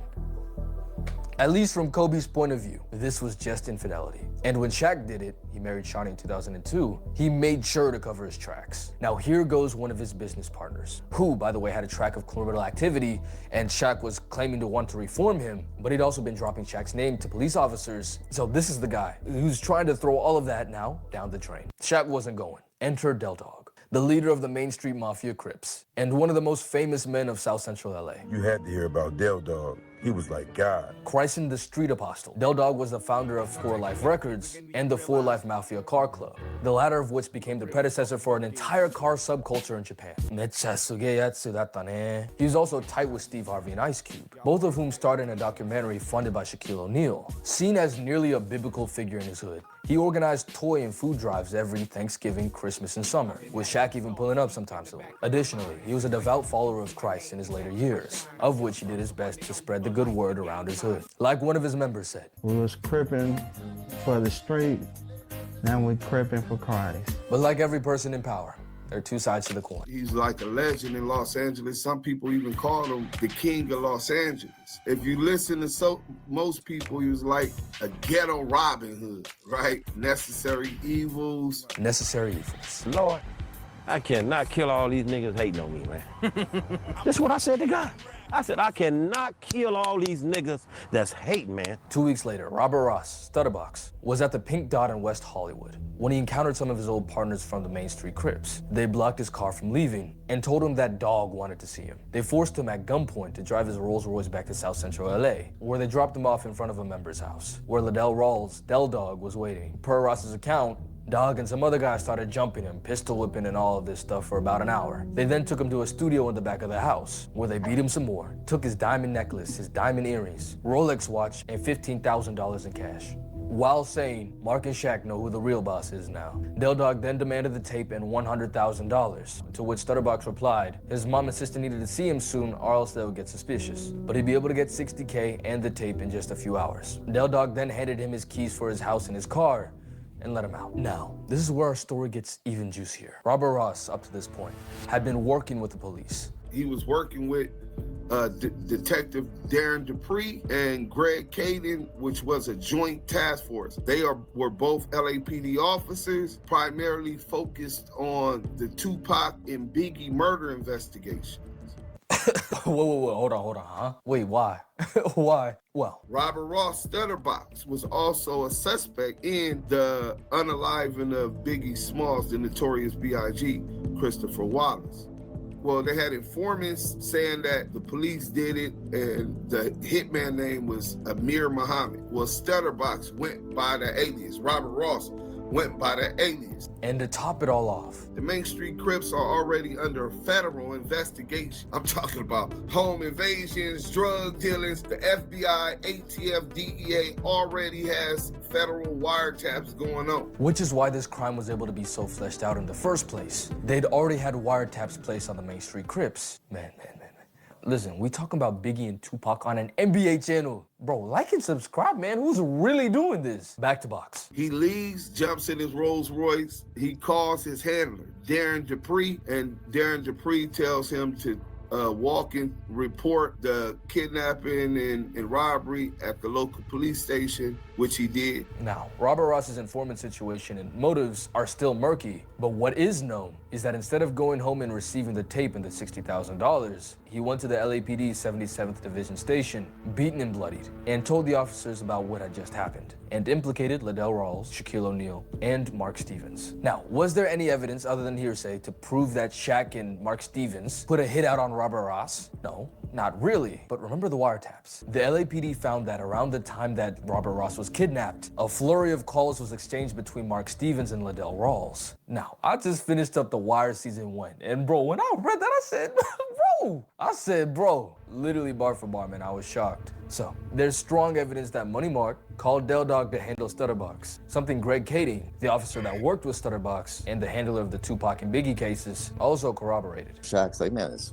clown's trying to extort money from me, blah, blah, blah. He tells Mark. Well, Mark reaches out to Dell Dog and says, man, you gotta square your guy away. Can you deal with StuddaBox? Tell him to knock this shit off. So Dell Dog and the Main Street Crips go and they discipline and threaten StuddaBox. But Ross didn't press charges right away. Sometime after the kidnapping, he was incarcerated again, which led to a delay for almost 3 years. Then, in the summer of 2011, he officially filed a civil complaint accusing Shaq, Mark Stevens, Dell Dog, and 7 other Main Street Crip members of kidnapping, assault and battery, and robbery. From there, the case was picked up from all the major news outlets, with bombastic headlines like Shaq Attack and the like. But then, after the preliminary hearing, the case was inexplicably dropped. Why? Well, apparently, Robert Ross perjured himself in court. He lied on the stand. Wack 100, his former partner, and in on that first Ray J deal, claims to know why. To help a certain individual out, I called my attorney, had the attorney put Greg Kading and Mark Stevens together. They put that together to ask Box on stand, if you go pull the paperwork, have you ever been a confidential informant to work for the LAPD FBI as a known snitch? He lied on the oath and said no. Greg Kading takes a stance, provides a document that this dude is in fact one of our informants, this, that. At that point, the judge looks at it, he perjured himself, therefore any allegations or any claims he's bringing on anybody is non and void. They dropped the charges on these 7 Crips and let them go. So in a sense, this power roof freed the Crips. Now, free radicals are everywhere. Protect yourself against them with phones. Every month, this Airbnb pays me about $2,700 in semi-passive. Now here's the thing. Paying that like button a free big you. Wack 100 was also allegedly an FBI informant at the time, but this time for Death Row Records in regarding the Biggie Smalls case.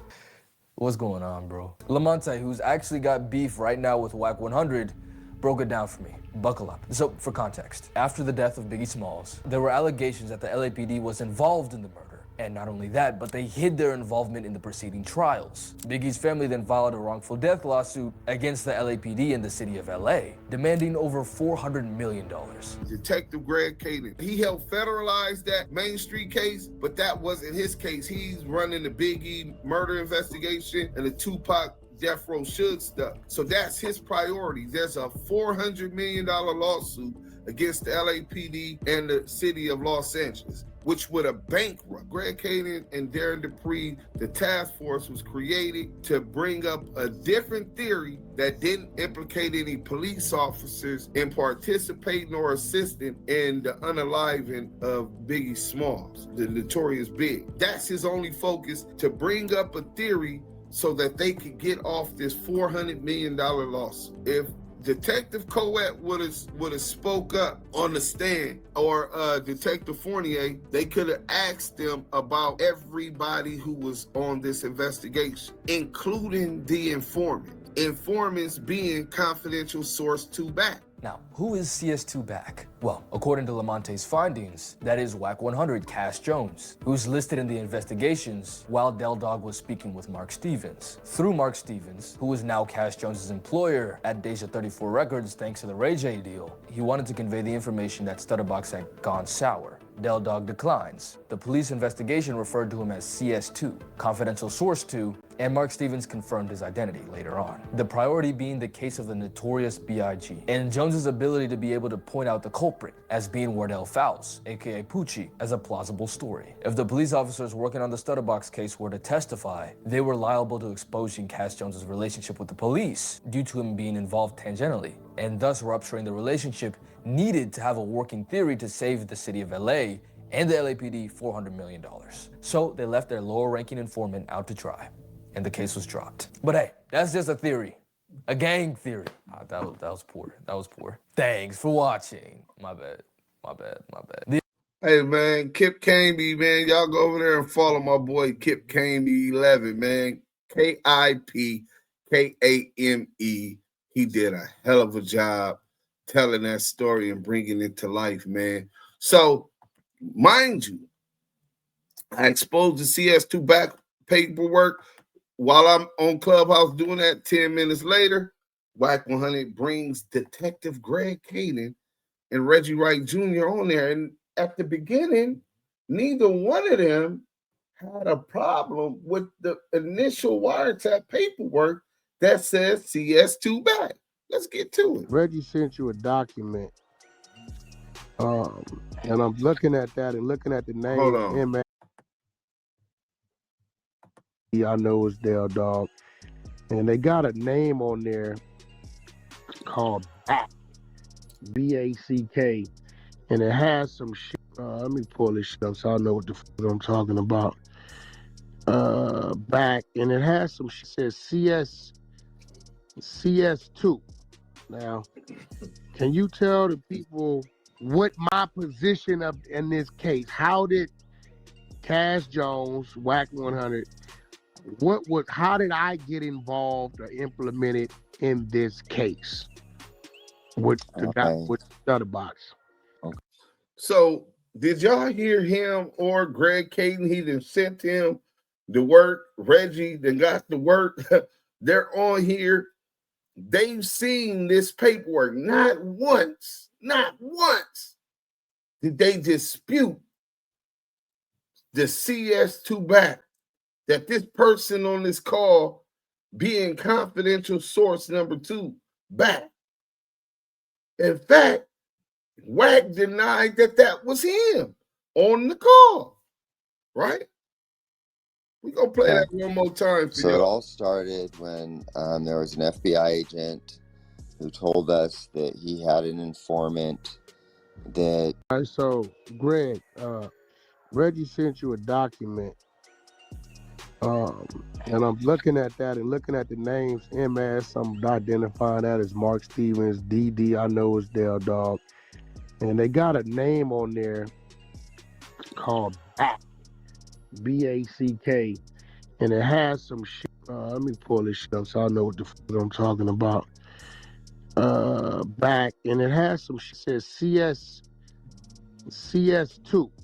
Now, can you tell the people what my position in this case? How did Cash Jones, WAC 100, how did I get involved or implemented in this case with StuddaBox? Okay. So it all started when there was an FBI agent who told us that he had an informant that... All right, so, Greg. So, now you could... Hey, Levi, go, because you snoring and everything. Go. Go get in your bed. Go, bye. Go. He be right at my feet. Go, Papa. Levi. Go. Go. Go. You know what I'm saying? He right up under me, then he want to snore. You know what I'm saying? But we're going to stop sharing that. So you can't insult our intelligence and in front of the detective that you tried to falsely represent as the lead detective, but he was just the lead of the joint task force. And neither one of you guys screamed or hollered that the paperwork was fake or altered or anything. In fact, let's go here again. Like, we really sitting here saying the nigga Whack name is back, and ain't nothing in here that say Whack or Cass Jones, and even whoever this Back dude is, their Back didn't even tell. Whoever Back is, he ain't even tell. Right? So, and we sitting up in here debating some shit, and this nigga then brought the actual lead motherfucking officer in here and had the discussion for an hour on the floor. Right? What else we got? We got a divorce filing that never went nowhere and was never solidified. Right? We got that. What else we got? Will you see where the nigga TD or whoever this nigga is was telling him, all right, back. You heard what Wack said? What Wack say? Hey, bro, who the fuck is back? Why the fuck you keep calling me back? That's what I said. Who is back, nigga? What else am I supposed to say? I don't know no. Like, we really sitting here. No back. The nigga now Wack he don't name know is who Back. back is. So he come out here and he playing these games, right? You know what I'm saying? These reindeer games, right? And he's saying that CS2 Back, whoever Back is, didn't snitch, right? And so hold on, y'all tell me this. We just gonna start off with just this part, right? CS2 has provided reliable historical information concerning the Main Street Mafia Crip organization. That's how it starts when it talks about CS2 Back. He has provided reliable historical information concerning CS2, concerning the Main Street Mafia Crip investigation. So now, when you got Whack 100 lying, there's a reason why he was saying Back never lied. Oh, there was definitely a reason why he was saying, well, Back never told whoever this Back person is, because he knew eventually Back would be exposed, and he thought that people wouldn't be able to figure out that he was Back, and if they did, he had a backup plan. Back didn't tell. First it was, I'm not Back. Then it was the paperwork fake. There is no Back, right? And then from there,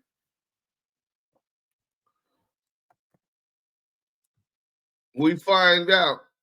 Then he said Back didn't tell, right? So we finna go ahead and go to this, and then we gonna get up out of here, man, because we've exposed Whack 100 as CS2 Back. Don't y'all ever forget that. Matter of fact, we got one more video after this.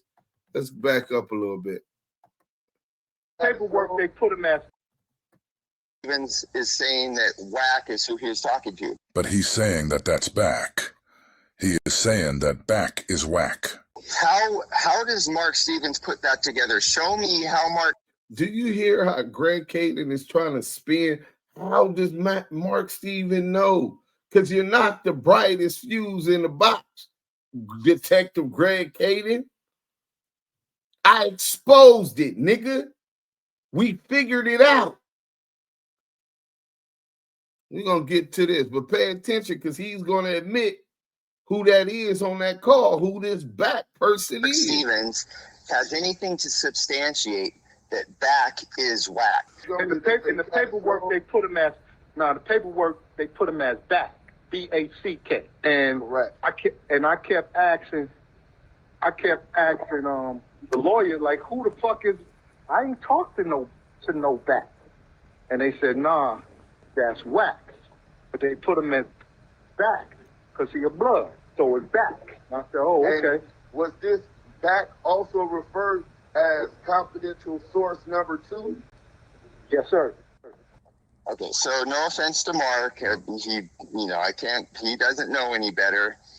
But when we're writing official police reports, we don't play the game. Arrogant, patronizing. We don't change language or change spelling because we are, you know, part of the gang culture. We're not going to put Whack. We're going to put Back because he's a Blood, not a Crip. And you know, we don't. That's not how we operate. We don't. That's gang shit. We don't write as gangsters. We write as police officers and try to be as specific as possible. Greg is saying they try to be as specific as possible, and that they don't do things like that. But we're all looking at a wiretap transcript where they did exactly that. They put a person named Back in the paperwork, and no one knows who Back is. We don't change things in order to... So if Mark Stevens is thinking that, oh man, the cops just put this in there this way because he's a Blood and not a Crip, it's not how it works. I hear you, Greg. But even without them doing that, the conversation with Mark Stevens and Dell Dog did actually take place. And Mark Stevens is saying the person who called him looking for Dell Dog's phone number was Whack. Mark said he doesn't know anyone named Back. So why would they put some fake person that Mark has never ever talked to in the transcripts? No, I get that. See, we are totally in agreement. The conversation is Whack, obviously. The conversation is Whack, obviously. But this explanation of Whack being Back, that doesn't, there's nothing. The conversation is Whack, obviously. But this explanation why that's Whack, it doesn't add up because it was because Whack's a Blood. Man, we don't give a fuck about that. You don't realize you're so slow and trying to defend a point where you feel you got a good argument, and you done gave us what we needed. And that's that Whack is the one they're talking about. He is Back in the paperwork. The paperwork has been authenticated. So let me go ahead and give y'all this real quick, and then we up out of here, man. Shout out to my guys, Street Certified News. You know what I'm saying? Let's get to it.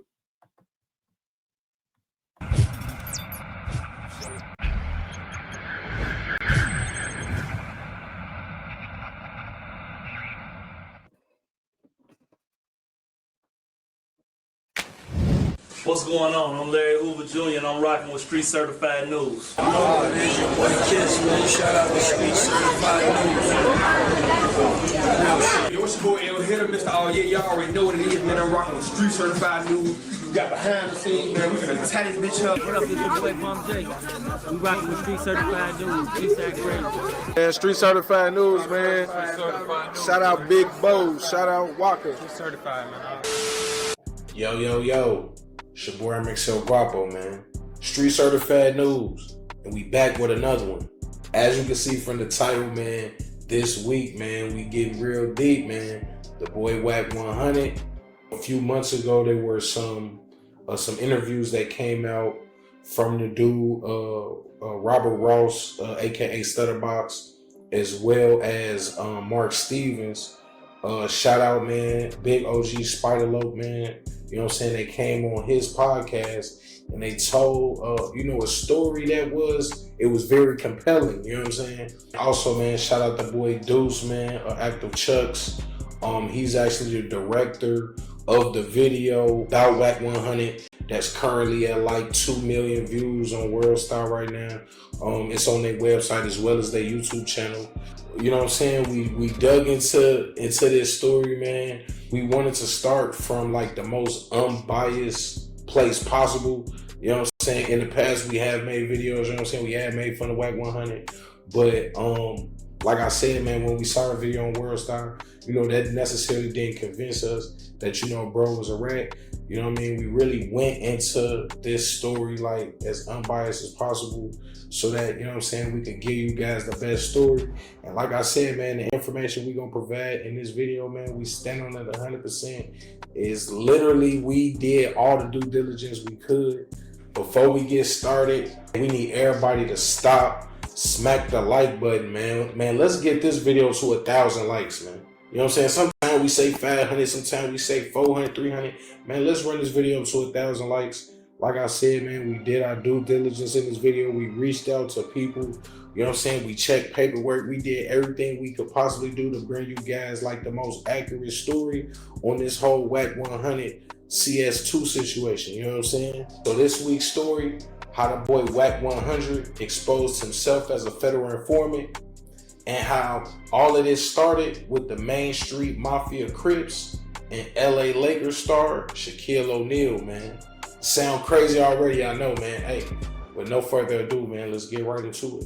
February 2008, record producer and alleged Mafia Crip Robert Rawles, while parked on the Sunset Strip in Hollywood, California, is approached by men he believed to also be associated with the Main Street Mafia Crips. These men directed Mr. Ross to follow them to a different location, to the home of Main Street Crip leader Ladell Dell Dog Rawles. It was there where Robert Ross, aka StuddaBox, would testify he was beaten and told to fix his problems with Mark Stevens, a business manager who worked closely with Shaquille O'Neal. Ross would go on to testify that he also formerly worked for Shaquille O'Neal and Stevens as a music producer for artists signed to the record label Deja 34.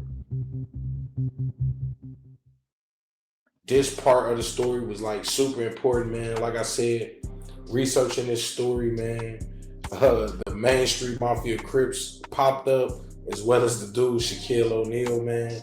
We gonna get into kind of how it all ends later, but we really wanted y'all to kind of see this part of the story because it's like a lot of coincidences, as well as, you know what I'm saying, Wack 100, you know, many times inserting himself into certain situations, including eventually this one. We really wanted to tell y'all this part, but we promise y'all it's gonna get to Wack. You know what I'm saying? Eventually, court records would show that Robert Ross would testify that while he worked for Shaq, because of Ross's criminal past, would sometimes ask him to like do weird shit that he didn't feel like was in the, you know, music producer job title. It's also alleged around this time that Robert Ross, aka StuddaBox, he met Shaq's wife and allegedly may have had an affair with her and secretly recorded a sex tape. This sex tape would be something that Ross would admit that he told Shaq and Mark Stevens about only weeks before this encounter with the Main Street Crips. In July of 2008, after word was spread about the kidnapping, ultimately affecting Ross's business, the disgruntled producer would take his information to the LA County Sheriff, claiming Shaq and Mark Stevens paid the Main Street Crips to kidnap him and get him to give up the tape. Also during this meeting, Robert Ross would admit the sex tape was a hoax, meant to extort Shaq and Stevens for a larger cut in their music business. As a result, a wiretap would be placed on Mark Stevens and Ladell Rawles' phone. Now let's get to Wack 100.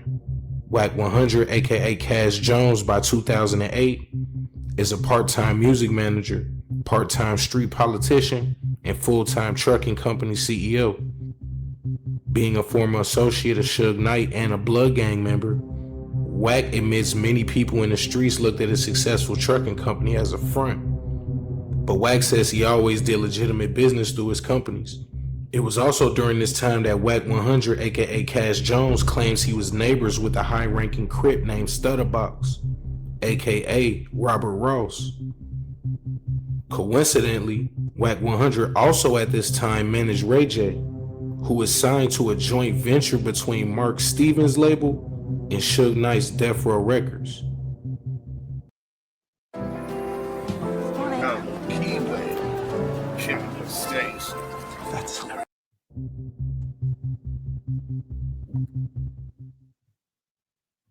like I said, man, doing the research on this video, like we ran into like hella weird coincidences like that. Bro lived next door to him.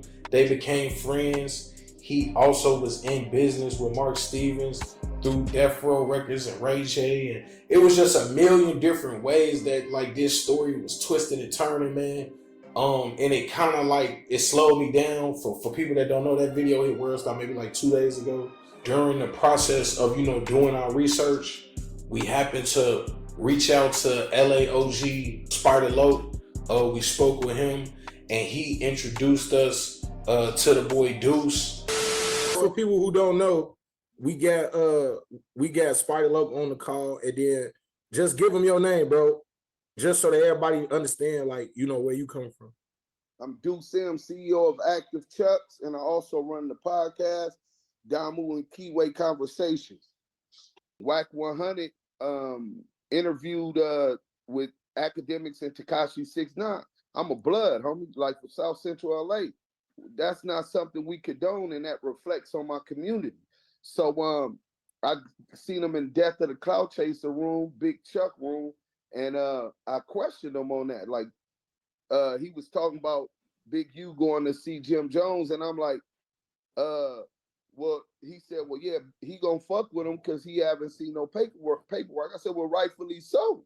You know what I'm saying? Till you see the paperwork, you don't just treat him up. You don't go do a crime with him because you hear speculation, but you don't just, you know what I'm saying, jump to no conclusions.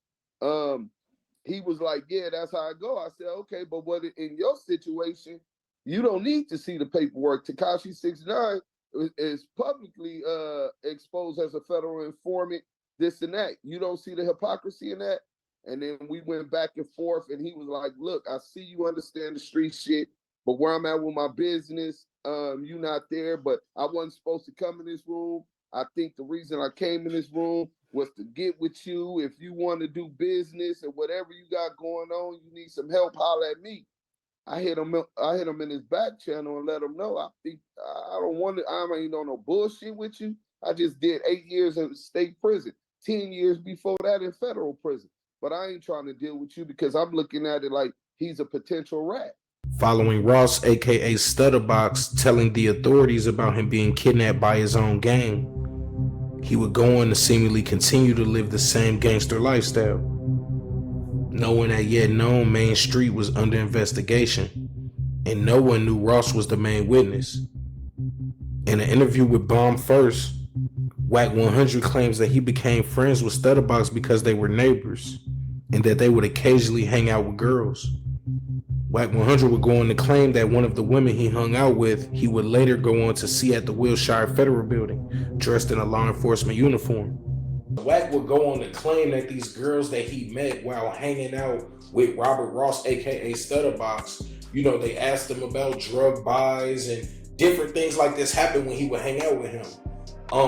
You know, in his interviews, he claims that it's these types of encounters that he believed led to an investigation on him. And, you know, that's why his house was raided and all of these things. And like I said, it sounds very convenient. It sounds very plausible. But in later years, when Whack speaks about this arrest, and even when, you know, he goes and gets cops to speak on his behalf about this arrest, it's never about drugs. And you know, he claims that these women who were with Robert Ross, aka StuddaBox, you know, he claims that these women were asking him about kilos and drugs, and I guess, you know, they thought maybe he used his trucks to transport drugs. But then when he gets his house raided, it's not about drugs. These type of stories, man, it's very important that, you know, like I said, we don't want to be first, man, but we want to be right. And the big thing about this story is that, you know, that video that hit World Star, a lot of people considered that video, you know, kind of retaliation for some things that Whack 100 and others have kind of been spreading, you know, some false stories about Nipsey Hussle's death. And that was something that we took into account, you know, when we spoke with the OG Spartalope, when we spoke with the dude Duse, and we really, you know, when we did our own due diligence, and that was one of the main reasons why we was like, man, we really want to add our own due diligence into this. And I told them dudes, like, look, I want to make sure that it don't look like this is coming from a person who don't like Whack 100. You see what I'm saying? And I get that. But look, we gonna end that right there. Shout out to Street Certified News. And then I want y'all to remember and never forget that Whack 100 was the only one arrested. You don't gotta believe me. Believe Detective Michael Koch. The one that we just learned was the one that interviewed all of those people in that case. His partner was the lead in the Main Street Mafia investigation. Dude that spoke on Shaq, he's completely right, because I was caught up in the middle of all that. Well, first of all, there were no arrests made other than Cash Jones. Don't never forget that. You know what I'm saying? You can't forget that, right? Then I want y'all to remember that Wack said, now, I got nothing to do with that. I was on the Suge Knight side. I was never arrested. And then he had Detective Greg Caden come on Clubhouse and lie.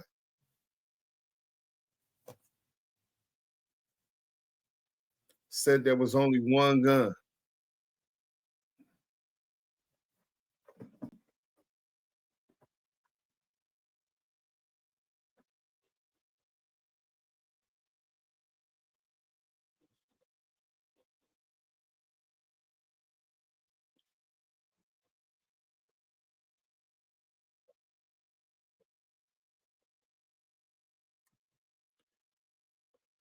Except for some worn out old gun that belonged to your wife, right?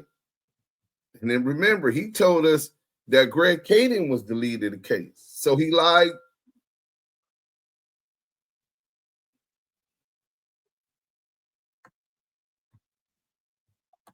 Hold on, let me go ahead and get y'all this. Hold on. And Greg Caden laughed at him. Bullshit. Greg Cadence was the lead investigator. I'm probably saying this shit wrong. He'll tell you more on that case. And he laughed. To where Greg. So now Greg Caden is the lead investigator. They only found one gun that belonged to his wife. But remember, the reason that they went after Wack was to get some leverage on Suge. Well, FBI help us maybe get some leverage on Suge. So it was just like that. And so we're like, all right, we didn't know any better. We're like, well, FBI says this guy, is worth listening to. So the guy we're talking about that's worth listening to is StuddaBox. Right. Wack wanted to clarify that the FBI didn't tell him he was worth listening to. So they got at Wack and talked to Wack because they wanted to get some leverage on Suge. This is what it was all about. Biggie Smalls unaliving, right? And then they wanted Wack to cooperate. Hold on.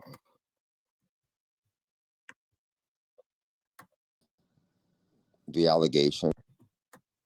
Yeah, so I remember that day, and you came down there, and we basically just confronted you on the allegations and, explained to you why we were doing what we were doing, giving you the opportunity, with the hopes that you would know something that could help us out. Turned out you really didn't have any information that was beneficial to what we were pursuing. But that was it. We said, hey, here's why we're here. Here's how we got here. And this is all there ultimately is to it, unless you have something you want to tell us. Unless you had something you want to tell us, right? All right. And then, but listen to what he said. So I remember that day, and you came down there, and we basically just confronted you on the allegations and, explained to you why we were doing what we were doing.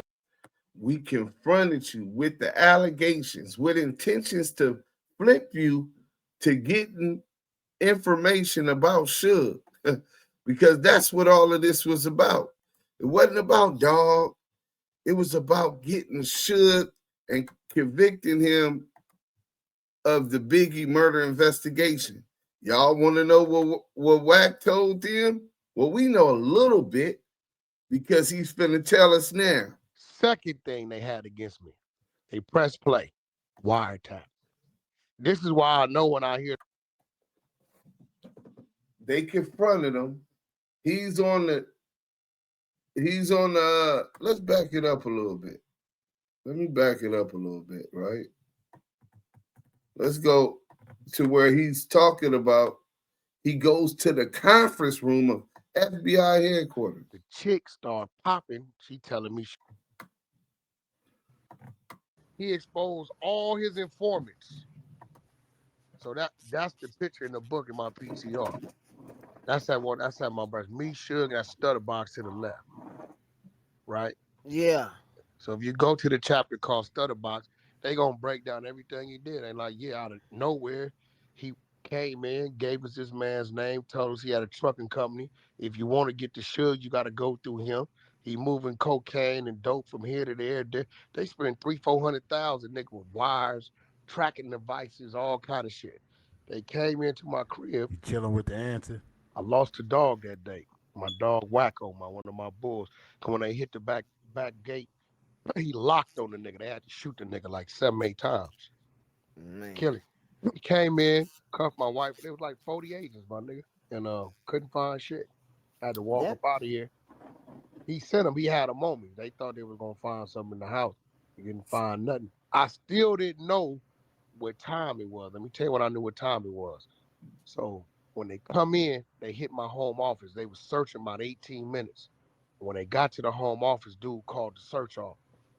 Because one of the reasons why they went in front of the judge, they filed some shit called living beyond my means, which kind of supported their probable cause, along with their confidential informant that they paying. He's a reliable source. So they watching the lifestyle. So when he come into the crib and he hit the home office, he sees, well, actually, let me rewind. On paper, Cash Jones make $30,000-$40,000 a year. That's it. As a Social Security number, I don't make no money. So they looking at everything and they like, this don't add up. But what they failed to do was run everything.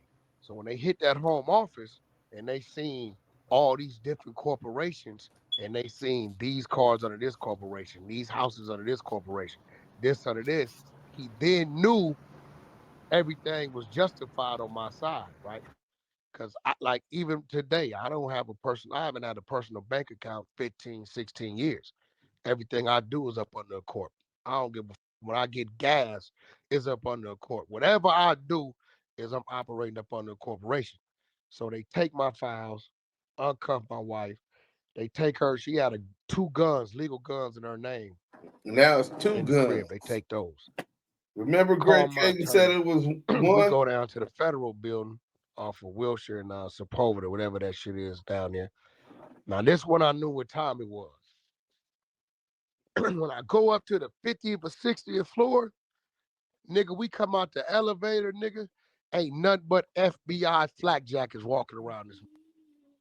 About 2 months, maybe about a month or 2 prior to this happening at my crib, StuddaBox invited me to this spot called Stevie's on the Strip, soul food restaurant. So when I get there, it's 2 females there. It's 2 females there, right? Now, most people move a certain way. I'm really an eyeball type of nigga. Whack don't do, I ain't off into. So when I get there, it's him, it's 2 chicks at the table. I sit at the table. What up, Box? What you need me for? Oh, man, nigga, just, get you out the house, nigga, hang out a little bit. 2 women, 2 of my homegirls, this, that, and other. I said, oh, okay, yeah, how y'all doing? How y'all doing? About 5 minutes, he said, I'm finna go to the bathroom. When he go to the bathroom, the chick start popping. She telling me she from New Orleans. She came out here to meet with this nigga. This bitch ass nigga ain't answering his phone. She come out here every month to buy 5 keys, all this shit, right? So when she talking, I'm looking at the bitch, right? Bitch bad. So when Box come back, I tell him I gotta go to the bathroom. So I make my way to the bathroom. Instead of making the left, I make a hard right to valet. I get on up out of there. You chilling with the answer? Right? When I got to the 60th floor, T-Money, guess who I saw the FBI flak jacket? The bitch. That's crazy. Right? So I say, damn, that's the same bitch. So by now my antennas go up like, damn. I'm saying this nigga box with a fed and don't even know it. This one, I still ain't know what time it is, right? So we get into the conference room. They got like 7, 8 feds. Got to the conference room. Whatever y'all call them. I'm sitting down, me and my attorney going crazy. Conference room.